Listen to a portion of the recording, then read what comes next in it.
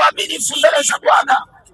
Yesu Kristo anawaita watu wote, mgeukieni Bwana. Mliopewa ofisi mnauza, mmeajiriwa kwenye maduka ya watu, tubuni dhambi, msiwaibie mabosi.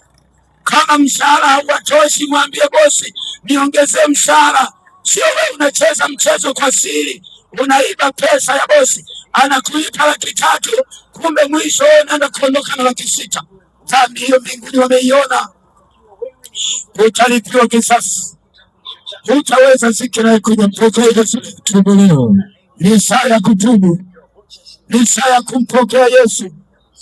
Wamekudanganya wengi ya kwamba mimi ni Mkristo. Sikiliza, Mkristo ni kugeuka.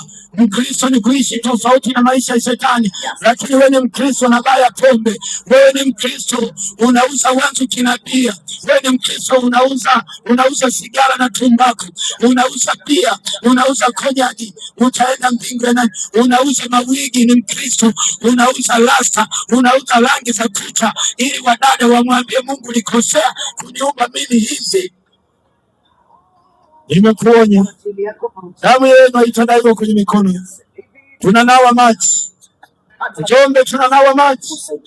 Najua mmedanganyika na wahubiri wanaosema njoo kaa kwenye TV, shika maji, mwagia nyumba yako, mwagia ofisi yako, mwagia biashara yako, shika maji, mwagia. Nisikilize, biashara ya maji haitakusaidia. Mpokee Yesu aingie ndani yako, abadilishe. Maji yamekusaidia nini? Tangu umejaza maji kwenye nyumba yako, umejaza mafuta ya upako, lakini dada bado unavaa suruali, dada bado unamtukana mume wako, dada bado unampangia mume wako. Tendo la ndoa unatoa unapotaka wewe, sio unapotaka mume wako. Maji yamekusaidia nini? Mafuta ya upako yamekusaidia nini? Na wakati unatenda matendo hayo, unamwibia mume wako hela, unajenga kwenu bila mume wako kujua, unamwibia mume wako hela, unafanya maendeleo kwa wazazi wako bila mume wako kujua. Lakini mafuta unayo ya upako, maji unayo ya upako, yatakusaidia nini? Hasira ya Mungu itawaka juu ya kila tendo. Tubuni leo, tubuni leo.